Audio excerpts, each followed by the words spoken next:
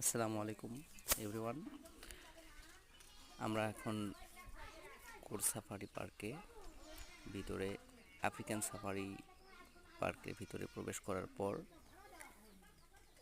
একটা জিরাফ দেখতে পেয়েছি। দেখতে অনেকটা স্ট্যাচুর মতো দাঁড়িয়ে আছে।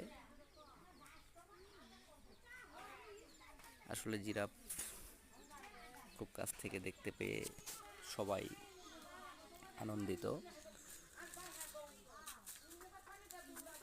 আমরা জিরাফ দেখার পর এরপরে সন্ধান করছি আর কোনো প্রাণী দেখা যায় কি না।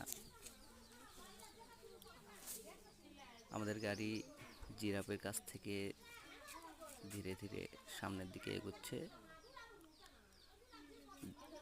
দূরে দেখা যাচ্ছে জেব্রা। যেহেতু সকালবেলা খাবারের সময়, খাবার দিয়েছে,